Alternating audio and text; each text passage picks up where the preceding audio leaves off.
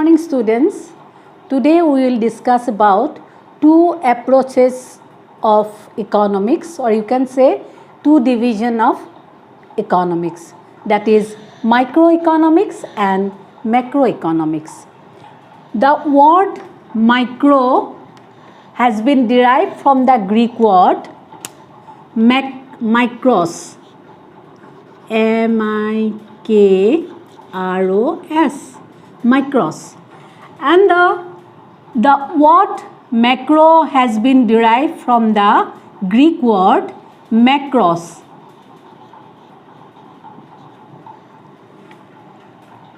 Mikros means small and macros means large. Is it clear to you all?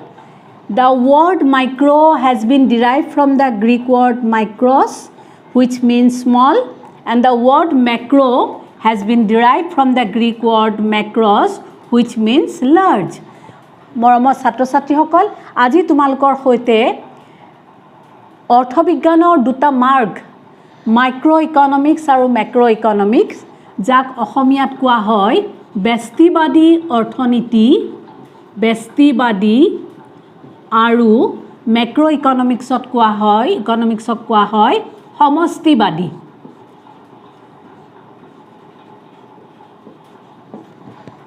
এই ব্যষ্টিবাদী আৰু সমষ্টিবাদী অৰ্থবিজ্ঞান হ'ল অৰ্থবিজ্ঞানৰ দুটা মাৰ্গ বা ভাগ। সেই ভাগ দুটাৰ কথা আলোচনা কৰিবলৈ যোৱাৰ আগতে আমি জানিব লাগিব এই মাইক্ৰ শব্দটো এটা গ্ৰীক শব্দ, মাইক্ৰছ নামৰ এটা গ্ৰীক শব্দৰ পৰা আহিছে, যাৰ অৰ্থ হ'ল ক্ষুদ্ৰ, আৰু এই মেক্ৰ শব্দটো এটা গ্ৰীক শব্দৰ পৰা আহিছে, যিটো শব্দ গ্ৰীকত কোৱা হয় মেক্ৰছ, আৰু সেই শব্দটোৰ অৰ্থ হৈছে বৃহৎ, অৰ্থাৎ ডাঙৰ। We can distinguish between microeconomics and macroeconomics.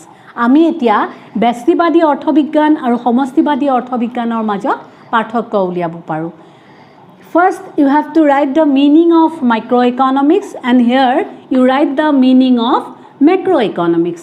Meaning means the word micro has been derived from the Greek word mikros, which means small, and the word macro has been derived from the Greek word makros, which means large. আমি ইয়াতে কি লিখিম? প্ৰথমতে যে ব্যষ্টিবাদী অৰ্থবিজ্ঞানৰ ইংৰাজী প্ৰতিশব্দটো micro economics, আৰু সেই micro শব্দটো গ্ৰীক শব্দ মাইক্ৰছৰ পৰা আহিছে, যাৰ অৰ্থ হ'ল ক্ষুদ্ৰ। আকৌ মেক্ৰ ইকনমিক্স অৰ্থাৎ সমষ্টিবাদী অৰ্থবিজ্ঞানৰ ইংৰাজী প্ৰতিশব্দটো হৈছে মেক্ৰ ইকনমিক্স, আৰু সেই মেক্ৰ ইকনমিক্সৰ মেক্ৰ শব্দটো গ্ৰীক শব্দ মেক্ৰছৰ পৰা আহিছে, যাৰ অৰ্থ হ'ল বৃহৎ।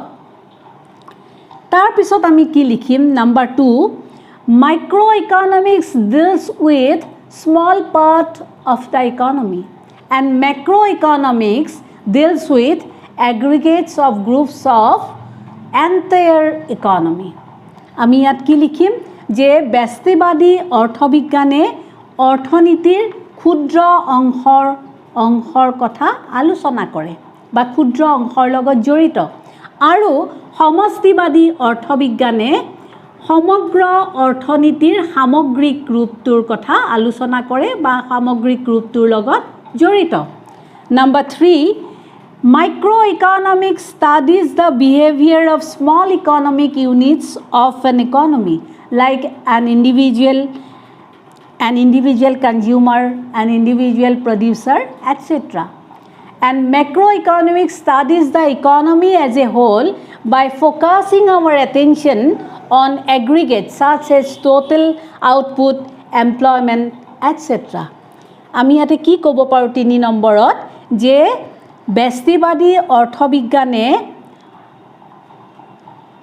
অৰ্থনীতিৰ ব্যক্তিগত উপভোক্তা বা এজন উপভোক্তা, এগৰাকী উৎপাদকৰ কথা উৎপাদকৰ আচৰণৰ বিষয়ে ব্যষ্টিবাদী অৰ্থবিজ্ঞানে আলোচনা কৰে আকৌ কৈছোঁ শুনিবা যে ব্যষ্টিবাদী অৰ্থবিজ্ঞানে ব্যক্তিগতভাৱে অৰ্থাৎ এগৰাকী উপভোক্তা এগৰাকী উৎপাদকৰ কথা বা আচৰণ অধ্যয়ন কৰে আকৌ সমষ্টিবাদী অৰ্থবিজ্ঞানত কি হয় যে সেই অৰ্থনীতিয়ে সমষ্টিবাদী অৰ্থনীতিয়ে অৰ্থবিজ্ঞানৰ বা এখন অৰ্থনীতিৰ সকলোবোৰ কথা সামগ্ৰিকভাৱে যেনেকৈ সৰ্বমুঠ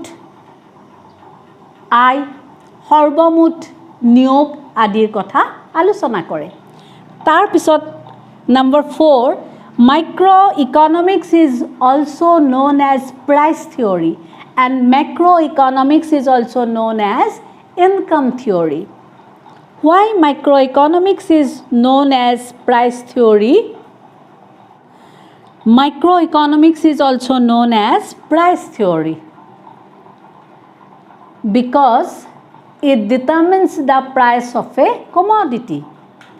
যে ব্যষ্টিবাদী অৰ্থবিজ্ঞানক দৰ তত্ত্ব বুলিও কোৱা হয় কাৰণ এই ব্যষ্টিবাদী অৰ্থবিজ্ঞানে কোনো এটা সামগ্ৰীৰ দৰ নিৰ্ধাৰণ কৰে and macroeconomics is also known as income theory because the main objective of the income theory is to determine the income and employment etc. Income and employment determine the income and employment as a whole. That is all for today. I think it is clear to you all. Thank you.